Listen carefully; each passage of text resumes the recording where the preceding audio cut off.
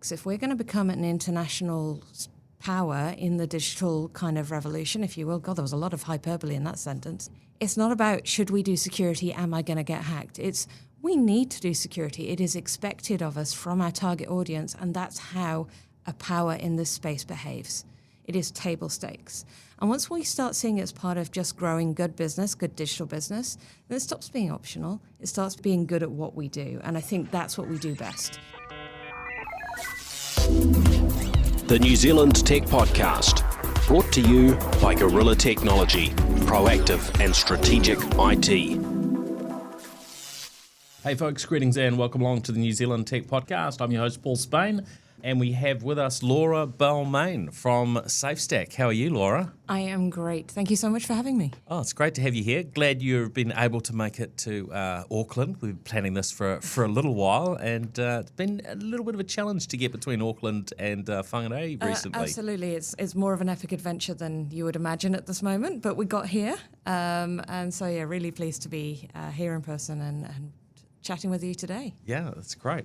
Before we delve into all the exciting bits and pieces, we want to thank our exciting show partners. So thank you to Vodafone, 2 Degrees, Spark, HP and Gorilla Technology for their support of the New Zealand Tech Podcast and helping us keep going and come to you both live and video form for those that are watching the live stream and, of course, in the usual audio podcast. Well, I'm really keen to hear all about SafeStack, your company. Maybe you can, just before we sort of delve into some of the newsy topics, which will be fairly cybersecurity focused, I think, today. I'm sure listeners would just love to know a little bit about SafeStack and what you do, and then we'll come back and really delve into that after. So we're really mission focused. We're on a mission, if you will.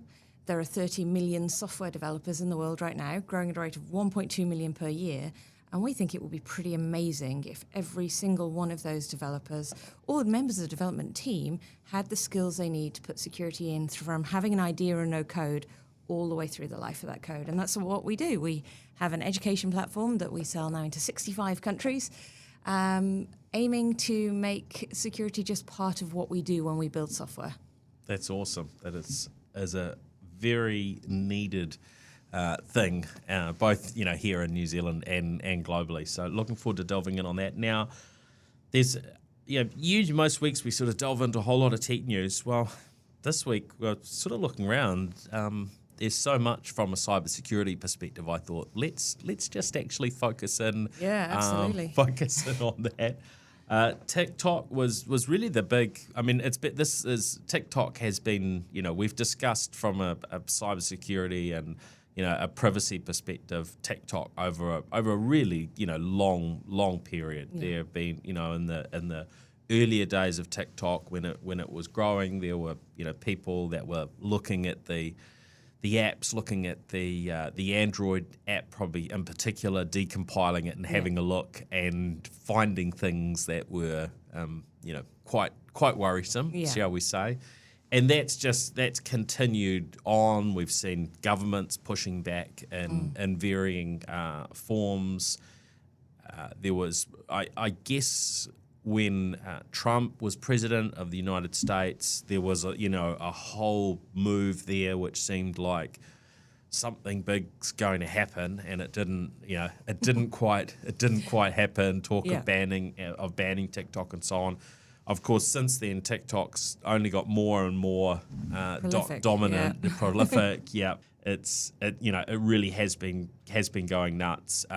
Towards the end of last year, we saw reporting coming through that said that TikTok had admitted that their staff had been using data from the app to do surveillance on some journalists, which just it's sort of beggars belief. And then you attach to that the differences of a social media company operating out of China, where you're under the jurisdiction of the Chinese Communist Party. And I'm not saying that everything's well and good and perfect in in any other country, but that creates complicated, right? some bigger complications. Yeah. And when we think of the whistleblowing situations that we've seen around, things of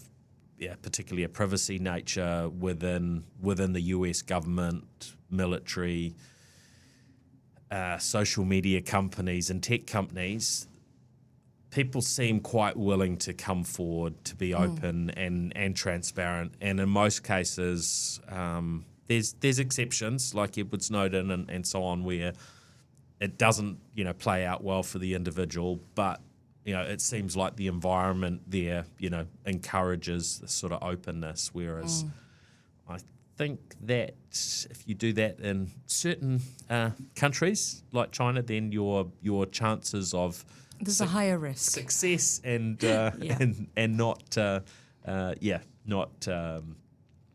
being at major risk is very different. Yeah, and I think that the TikTok situation is very interesting because, I mean, what's unique about this is the origin and the operating environment that app has come from. But and I'm a slight cynic, so, audience at home, forgive me. The following opinions are mine and mine alone.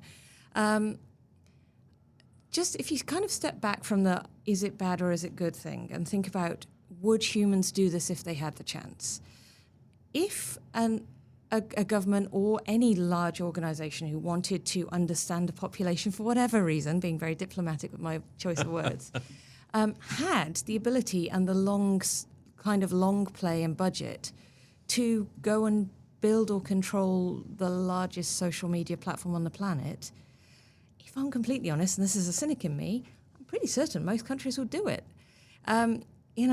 It's not beyond the realms of possibility that any organization who wishes to do that contributes to that ecosystem as code or as plugins or as apps or companies. And what's unique here is the size and the scale and the way it's taken off.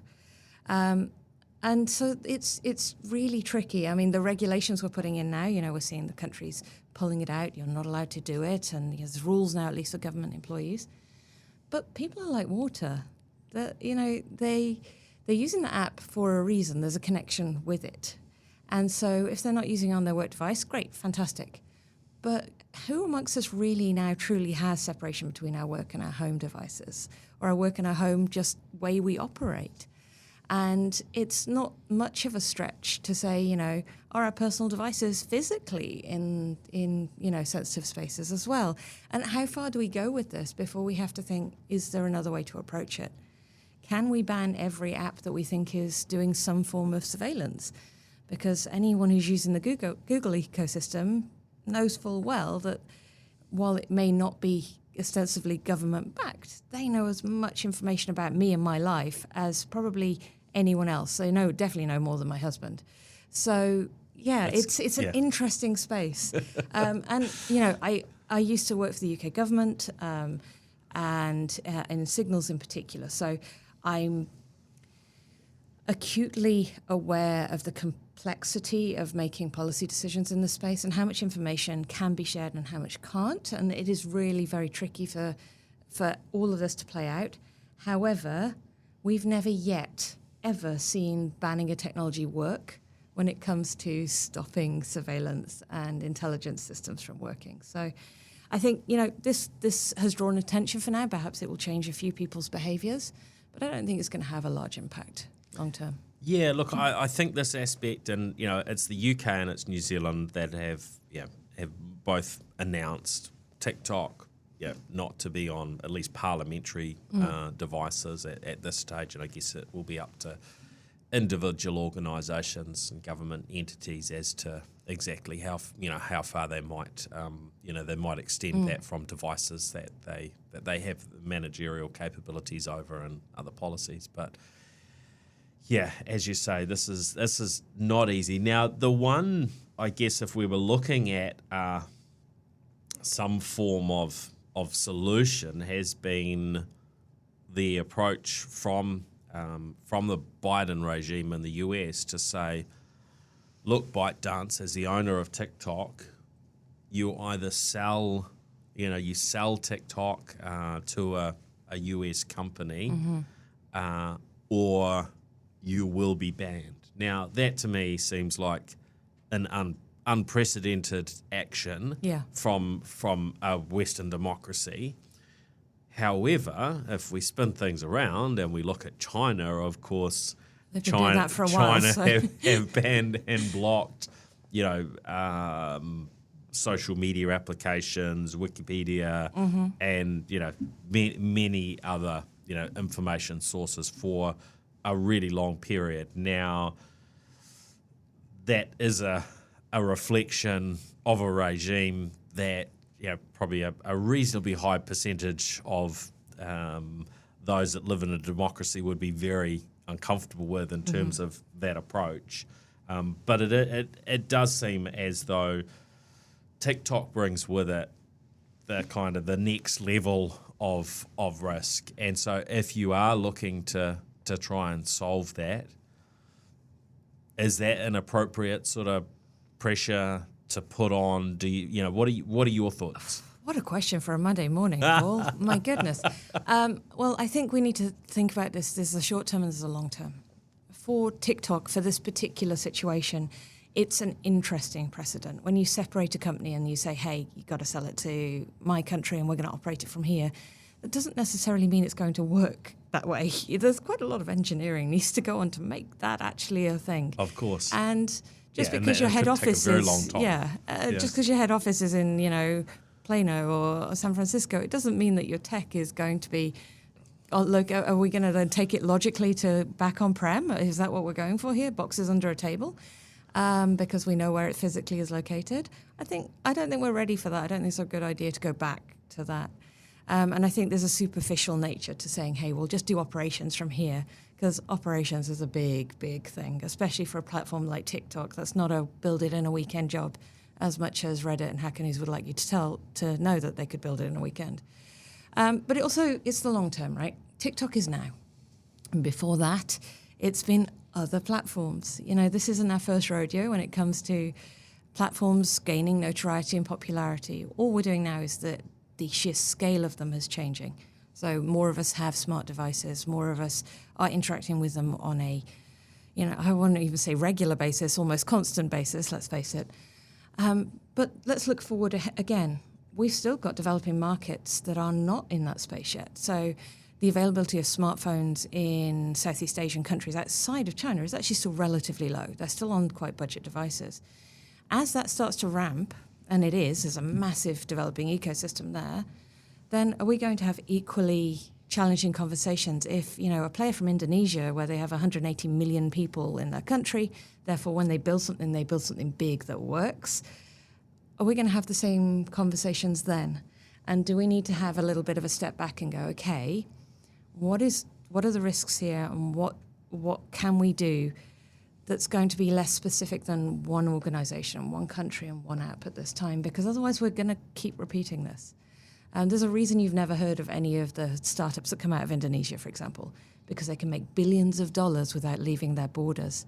And the second their tech catches on elsewhere, it goes huge because it's been tested on massive populations and they love it. So I think we need to it's great we're taking steps now, but I think there's a naivety in just saying, hey, we can pull this in and control it, because things are going to get a lot more complicated really quickly. Yeah. I agree. There's no quick fix. But I can definitely see out of the options for the current scenario that there could be some positives, but as you said, I mean there are issues with every social media platform. Probably Meta is the one I've probably criticised the most in the media over recent years, but quickly that is pivoting to TikTok. But there are elements that make me more concerned about TikTok than Meta, if you had to put them on a scale.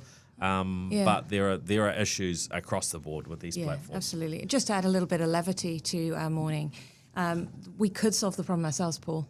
We could engage all the people like us who have a little bit more grey hair than we do natural colour at this point. And if we start massively adopting TikTok, it will become desperately unpopular.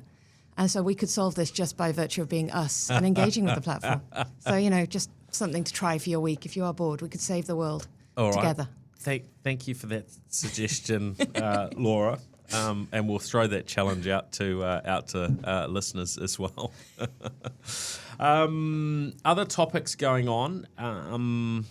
Blackbaud, who are the maker of fundraising software, fundraising sort of CRM type tools, have been in the media again. They've had some issues with their with ransomware hitting their platform. They have varying versions of their software. You can run it on your within your organisational environment locally on your premises, hosted servers, or you can use their what they call cloud-hosted variant. And they've been slapped with a $3 million fine by the Securities and Exchange Commission in the US because they broke some rules from a disclosure perspective. It's just another sort of negative for them, I think, because there have been a number of things over recent years. I think probably the highest profile organisation in New Zealand that I recall seeing coverage on that was impacted by this was Auckland University.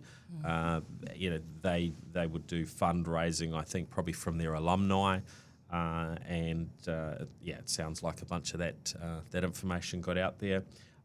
Interesting, and some of the information around this was details that they were an organisation that paid the ransom to sort of make a problem go away, but then they didn't disclose things properly, and hence they're paying the equivalent of another ransom with this fine. Isn't it fun though that the only reason that we're really hearing about this is because of an admin error, because of the disclosures, not because of the security breach itself? This, our focus isn't on the liability for bad thing happened and you should have taken steps. It's you didn't write this in the right way and tell us the right details, and therefore, auditors get involved. I find it quite sad. It's good that we do find out. It's good that we have some forms of law that require breach disclosure. However, it's still incredibly limited to what it should be. We are starting to see some things turning. One of the other stories came across was a Florida healthcare group, Orlando Family Physicians. They run 10 clinics across central Florida, and they are now having to reimburse patients that were impacted on a basically individual payment basis, depending on what data was stolen. And the information I've seen indicates that patients will receive up to $7,500 US per head. So if a patient's social security number was leaked, and that can be quite have some pretty major negative consequences. Much more than our IRD numbers. Like if you're used to your IRD numbers, whatever. No, social security is pretty much your key to everything. Yeah. The Florida situation is interesting because the US doesn't have uniform approaches to privacy, and it doesn't have equivalency anymore with international privacy standards. So what Florida's doing is following suit from the Californian privacy legislation. And that states that if you have people who are harmed or could be potentially harmed, so their data has been leaked, that you have to provide remediation, not just now, but also for the coming years. Now, there's goods and bads of that. The laws in the US, because they're based on where you're physically located, it's very difficult to get a uniform approach when your customer base is over multiple states or jurisdictions. And the other side is we've now got I'll be a bit crude with the language, why not? A bit of a parasitic industry popping up of we'll provide you an insurance and a package that you just pay us and we then pay them. And, anytime there's this kind of situation, somebody pops up and says, hey, I'll take your pain away. So that's what's happening. I think it's a good start that they are having to do that, though, because the more public the cases are where that compensation is required, the more the US is likely to push towards a countrywide federal legislation on privacy rather than relying on individual states to have their own approach. Yeah, that's it's a challenge, isn't it, that we've got such variable legislation and different areas, and New Zealand, there isn't really a whole lot of use at this point in time, right? From the legislation. So we have good legislation. It has good equivalency globally with GDPR and things. The problem is that we're not good at enforcing. And I'm not an enforcing for, let's not just punish everyone to make sure everyone listens. Yeah. But we do have stuff in there that talks about breach disclosure, and we do have requirements. We have a clear set of principles that are aligned with Australia, that are aligned with Europe. But we're still very small and our expertise is very low. And so privacy being like the strange cousin to cybersecurity, we see parallels with how that's going there. And I think what it will take is more of our companies are becoming multinational, particularly in the digital space from here.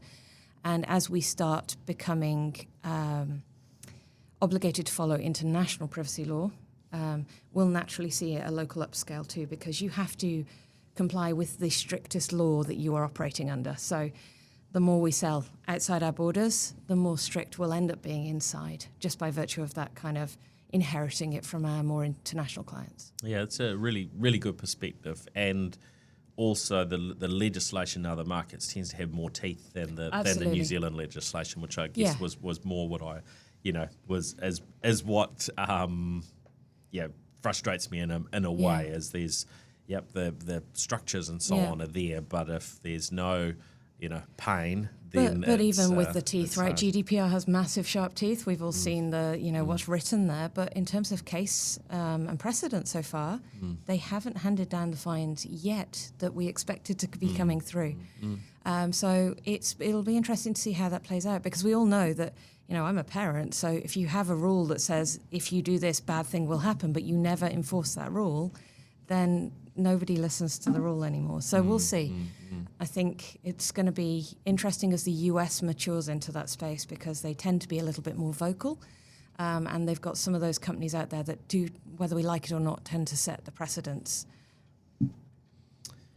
Now, on another topic, we are moving into the big wide world of artificial intelligence at Brave new world. An unprecedented pace right now. And I'm sure most of our listeners now will have spent some time looking at ChatGPT and the varying other tools that are out there.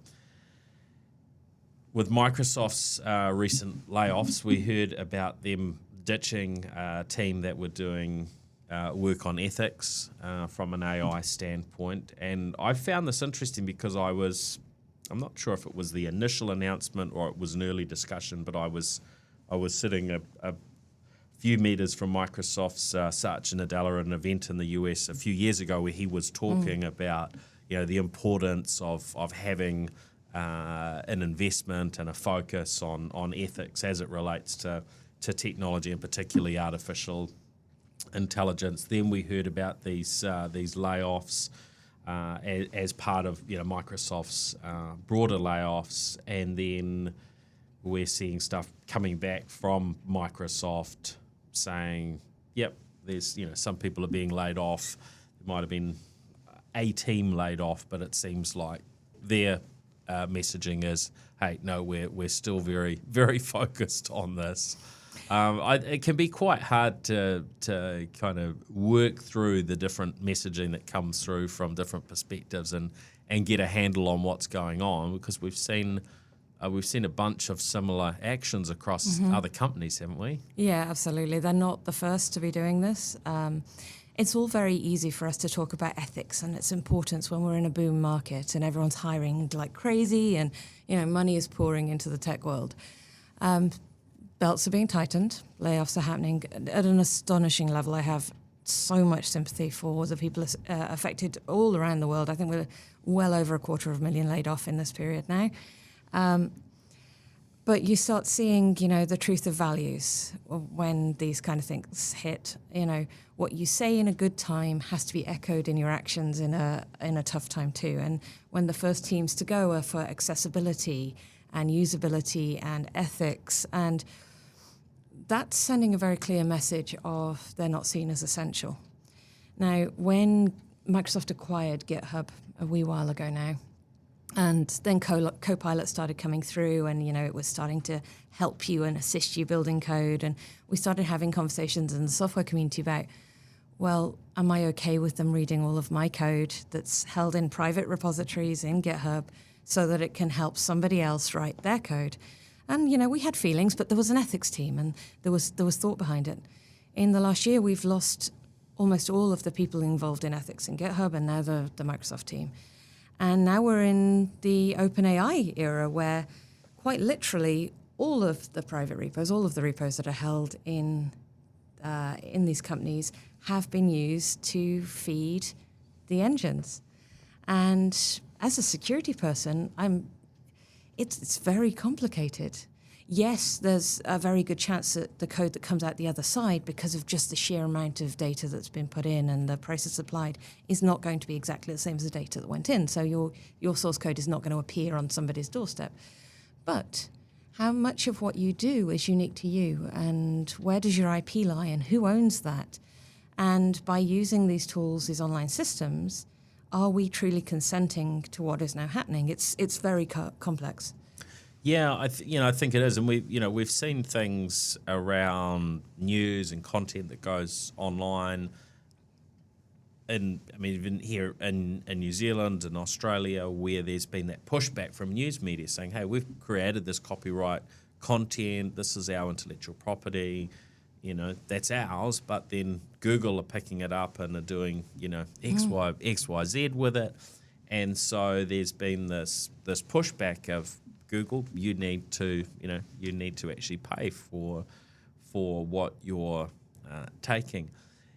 It seems to me as though some work needs to happen, and needs to happen, very quickly, around intellectual property, how it sits online, and the ability to, in the same way we do with certain other content that gets marked as Creative Commons and so on. Mm-hmm. So things are marked as, yes, you can use this, and here's the guidance around how you can use it, that we need to do that around other content from an AI perspective. So is an AI allowed to read this? What can it do with it?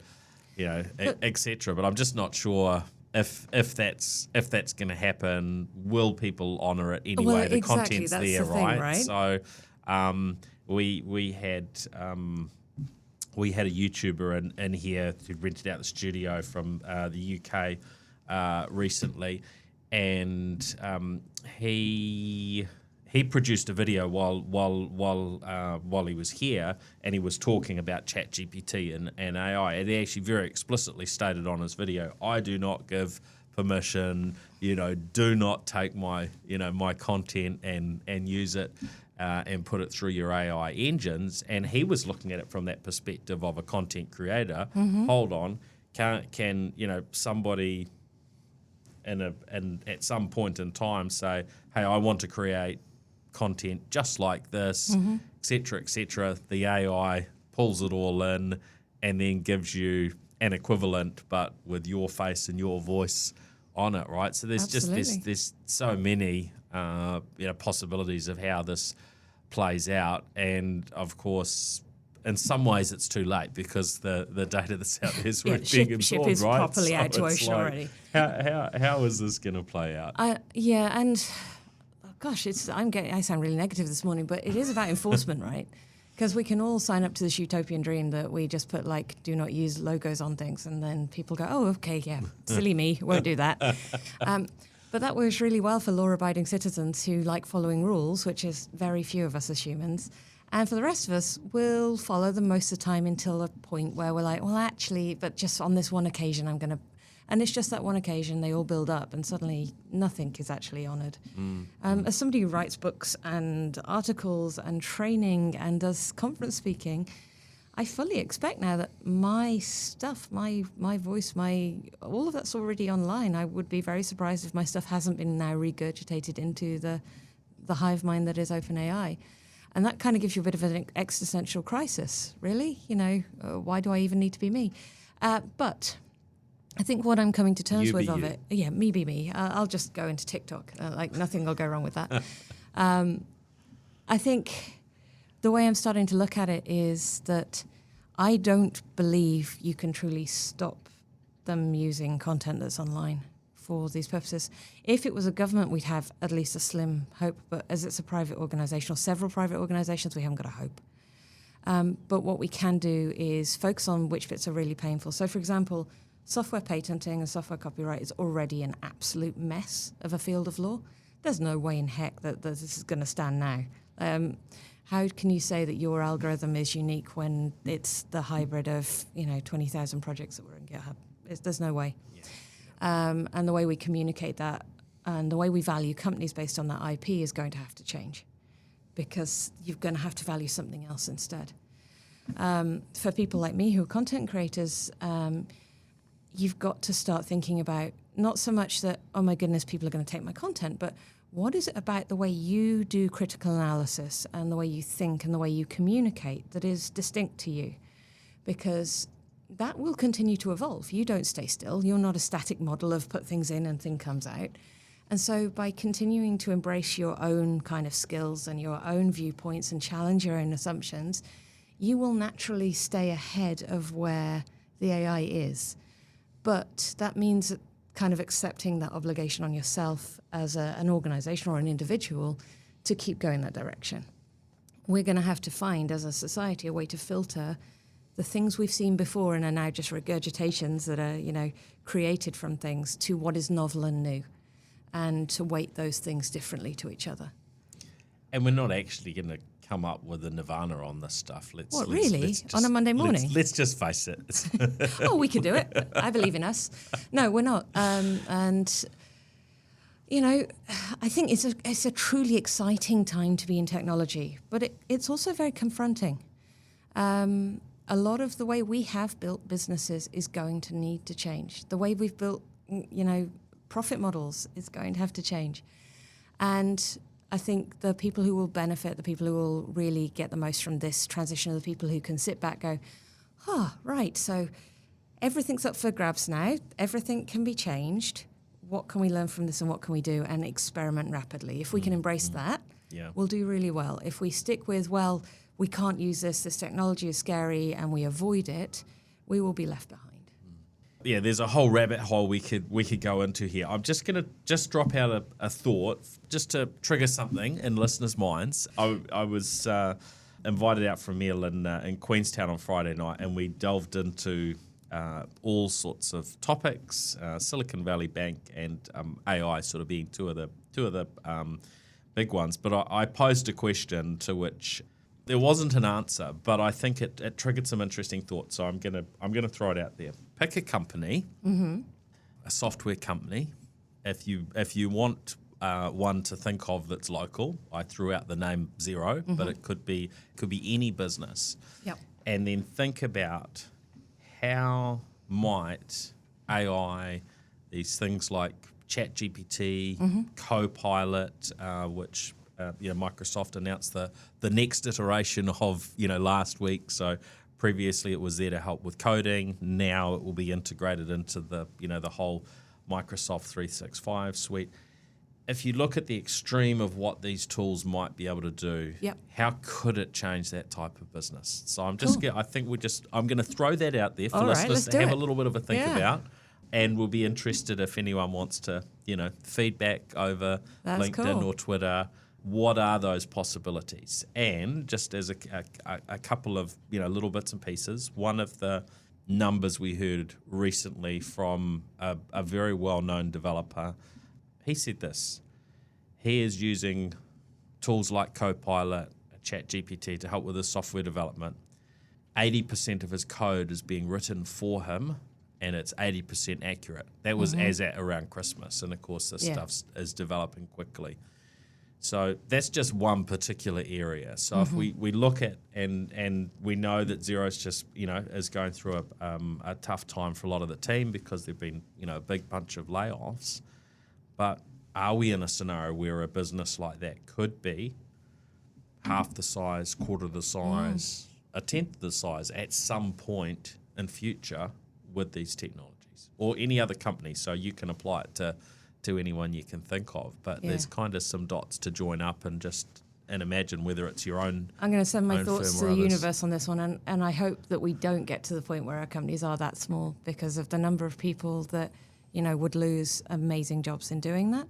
I think a nicer way to look at it from my side is how can we change jobs so that we are getting more done in creative ways. So instead of trying to do the same scope of what we achieve now but with less people, why don't we see, well, if we had less to do each, what amazing thing could our team achieve if you still had that 100 people there? Yeah, and I think what most businesses want to do is to be able to move faster, is to achieve more, right? Yeah. But I think there's an element there for some firms which will be, we're losing a lot of money, and Xero's been a business that hasn't traditionally made money, which was maybe why it was a good example from that perspective. But they're also they've also been always wanting to do more. They've been focused on growth and adding more into their products, and AI has been a part of their offering as well. But anyway, I'll throw that one out there. We will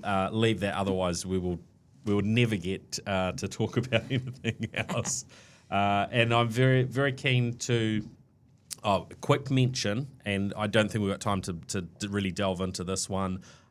News from Google around some security issues, shall we say, with some Android devices, those with Samsung chips. So if you are using a Samsung smartphone, and there's a bit of a list online, but things like the Galaxy S22, the A series devices, there's a few.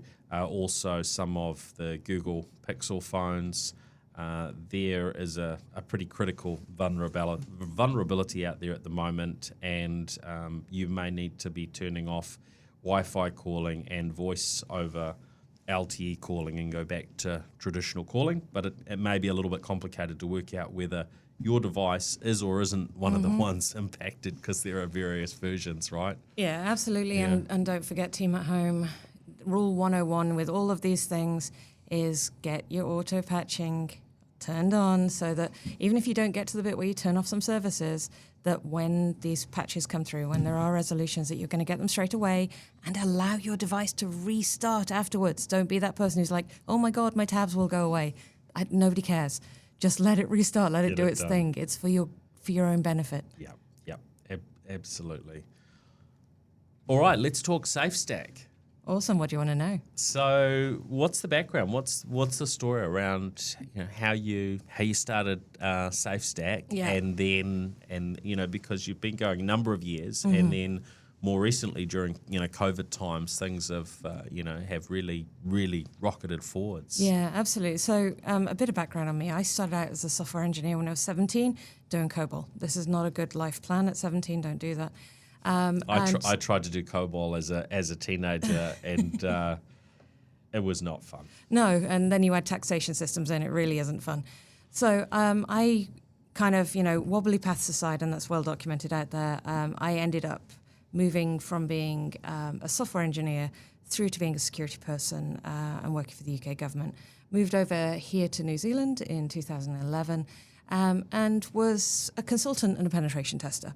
But I've always lived in this weird hybrid space between the software engineering world and the security world. I was the type of person who would see an interface with 3 buttons and go, well, how many of these can I push at once, and what happens if I put a jam sandwich in at the same time? I just wanted to play with things and be curious of what would happen. And so that kind of has led me on the journey to SafeStack. SafeStack founded originally as a consultancy in 2014. And there was a belief behind that the way we did security for software was flawed. We went very slowly. We stopped people doing things. And so we as a company spent a lot of time and energy trying to figure out how do you do security, particularly in software, without getting in the way. We did that very successfully as a consultancy till 2020. The trouble with that was I worked with some amazing companies all around the world, from Salesforce, PushPay, all of like these big name companies, but it doesn't scale. And not just in that I want to make more money sense, but I'm really mission driven, and I always have been. And I don't want it to only be those companies who have deep pockets that can do security. I want all software to be secure software. And I also believe that all of our companies are connected to each other. So, you buy from companies, they buy from other companies. We're this big ecosystem. So when one of us is vulnerable, by virtue of that trust network we've created, all of us inherit risk. Mm-hmm. So in 2020, we dropped 94% of revenue, as you do when a pandemic hits. And there were 4 of us at that point, all women with houseplants and children and home loans and all of the things that say do not do something dumb like start a product company. So we decided to start a product company. And so we started building the platform in the April of 2020. We had it in market in the October. We're now in 65 countries in about 1,000 organizations, ranging from tiny 2-person nonprofits all the way up to national level banks and airlines. And we provide a community-centric education platform. And that means we give you courses and qualifications and learning pathways so that you can define kind of curriculums and journeys for your testers, your developers, your analysts, your architects, all those roles in software. Yeah. We have hands-on labs for experimentation and play, and also a community where it's safe to come together and say, hey, this is hard, I have no idea what I am doing, and ask other people who are doing the same thing as you what to do, so that you're not relying on getting an external specialist in or trying to hire a security team of application security experts. There's no one to hire. So we want to essentially give what we do to the development community and make it part of software quality. It's been an adventure. I really like the approach. And the other thing is that organizations can get started for free, right? Absolutely. You've got a free tier, so people no can tricks, actually, no gimmicks, no credit cards. Get stuck in and get access to some of the content and absolutely. And it's not even so you normally see a free plan, for an individual. We can train your entire organization for free. So we provide development trainings, our primary focus. You can have 50 seats just without even speaking to a human. And that will cover the OWASP top 10. So for those security nerds out there who know what that means, that's our global standard, if you will, for common vulnerabilities. The basic training is there for you. Go get stuck in. We will be happy if, we reach all of these software teams at whatever stage they're at. People choose to upgrade with us and become paying customers because they have more complex needs. They want to do custom pathways. They've got large teams. And we can also provide free awareness training. So if you want to roll out basic awareness and privacy training alongside, you can do that for up to 500 people. So there is really no excuse, New Zealand company folks, if you're not doing anything, for not doing anything now. Yeah. No, that's a really good approach. And what are the results that you're seeing when you put the training out there, and it's all it's moved very quickly? I think it sounds like it's been quite viral in nature with it having reached a really large audience. What sort of feedback have you had? The nice thing is it has to be honest feedback from development teams, because I don't like being sold to. Yeah. So there's no part of me that can come on this and say, buy my stuff, because you'll just ignore me. That's fine. Yeah. You can't do cold calling. You can't do outbound marketing to them. They will just blacklist you within a second. So when we grow, it has to be from authentic contribution to community. So we genuinely know what we're talking about. We care about the problem. We are from that community. We're engineers. The thing I'm enjoying the most is a lot of the time when we talk about secure development, we focus on things like, I'm writing C#. How do I write this securely in C#? But by the time you're writing code, you're a long way into that process. That's kind of like I'm deciding on the structural elements of my house when I'm putting the windows in. That ship sailed. We're done. So we take it way back to the beginning. So we teach people of all ages and stages in their careers how to think about security from that initial design, how to do threat assessment and threat modeling, how to consider security when you're planning your architectures out, how to do security when you've got code on a system that isn't in active development anymore. So, you're done with it. It does what it needs to do, but it's still going to have security issues as it goes. So how do we balance that? And because we're coming from this point of empathy, because we can't say, hey, your baby is ugly, your code is bad, you should feel bad and change your life choices. It's not going to work well. We have to come and say, hey, this is complex. Here's the things we're balancing as engineers. Here's where security fits into this. And here's the trade-offs you can make. And you're empowering at that point. You're not saying, hey, feel bad. You're saying, own this. Just like you own scaling and performance and observability. So seeing that change, seeing security come earlier, see it come through testers and analysts and architects as well as the devs, all those are really, really powerful. And I'm really excited to see where it goes next. And I've probably been vocal at times on where I feel New Zealand often is on varying aspects of cybersecurity. You've got a unique viewpoint here in terms of seeing where we fit in globally. How are we doing? Look, we are a beautiful island with no really scary predators next to a really beautiful island with lots of predators. We're used to feeling very safe. Our wildlife doesn't fly and escape predators. Our frogs sometimes don't even become frog spawn. Everything about us makes us feel safe and warm and fuzzy, and that's wonderful. So whenever we come together and we say security is a problem and we should all do something about it, we all kind of go, well, yeah, but it'll be fine. She'll be right. It'll be great. I want to kind of flip the story entirely. Security is a problem for all of us, undoubtedly. I'm not here to say it's not. It's not the biggest problem for a number of our companies right now. To be honest, cash flow will be for a number of them, or staffing. But let's think about it differently. If we're going to become a digital powerhouse, if we're going to have all of these Zeros and PushPays and Vens and Moxions and all of these companies that are going to go out and do wonderful things internationally, then we want to make it as easy as possible for us to sell and for us to be trusted by other companies and countries who may have a more sophisticated view of security than we do. So when a company overseas buys from us, they're deciding whether they trust us with their data. And it goes a lot easier, that process, when we have good security practices in place. So I see it as table stakes. If we're going to become an international power in the digital kind of revolution, if you will, God, there was a lot of hyperbole in that sentence, then it's not about should we do security, am I going to get hacked? It's we need to do security. It is expected of us from our target audience, and that's how a power in this space behaves. It is table stakes.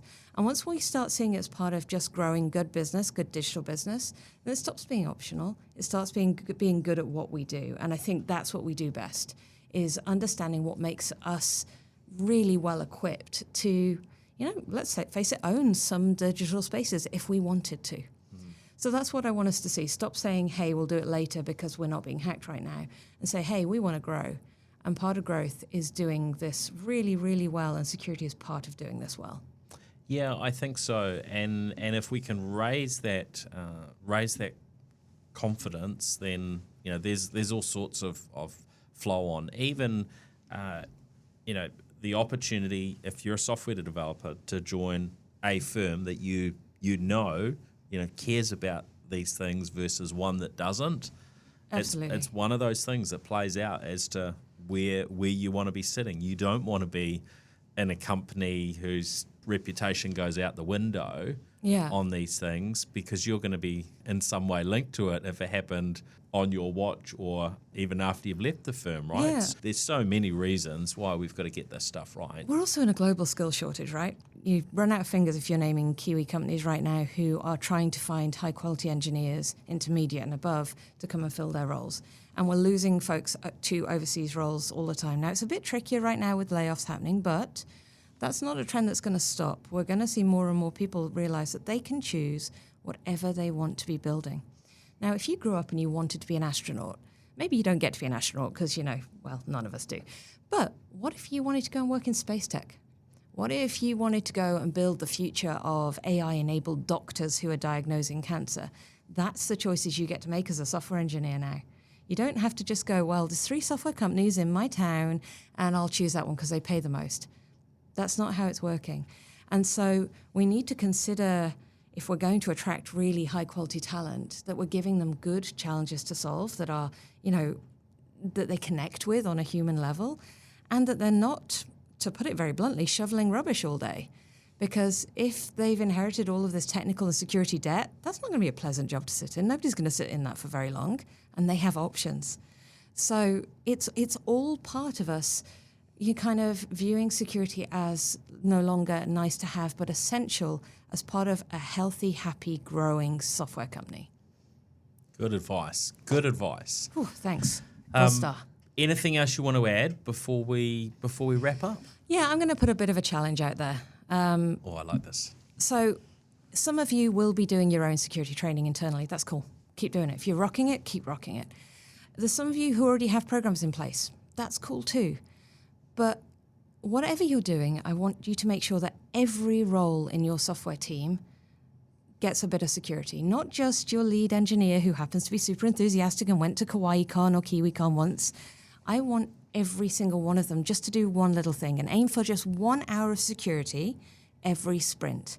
Now, the reason I'm saying that is we have masses of work to do in security, and engineering is a superpower for security because you're fundamentally very lazy, problem-driven people. I am too, which means that you see a problem like security and you solve it once, you go, oh God, I'm not doing that again, and you'll automate it.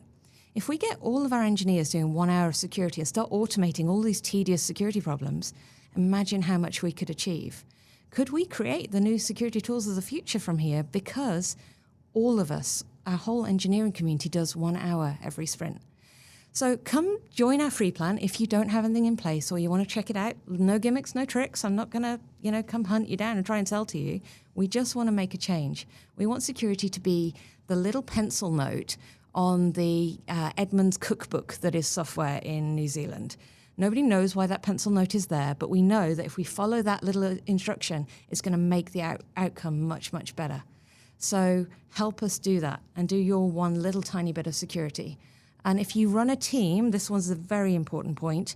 If you're the leader, if you have people under you, one of the prime reasons people don't do security is because nobody ever gives them any time to do it. So give them 1 hour per sprint, and let's see if we can make a whole country secure. Excellent. That's great.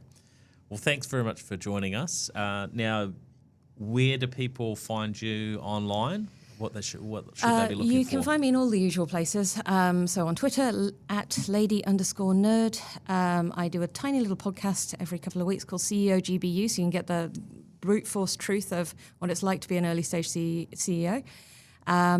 And you can find me on the LinkedIn. And, at most tech gatherings nearby, I'll be loitering around. Do come and say hello because security does need all of us, so I'd love to meet you. That's great. Thank you. Well, thank you for coming and having a hello today. And thank you to our show partners, to Vodafone, 2 Degrees, Spark, HP, and Gorilla Technology. And we will be back again with another episode next week. Awesome. Thank you. Okay. Thanks, Laura. The New Zealand Tech Podcast, brought to you by Gorilla Technology, proactive and strategic IT.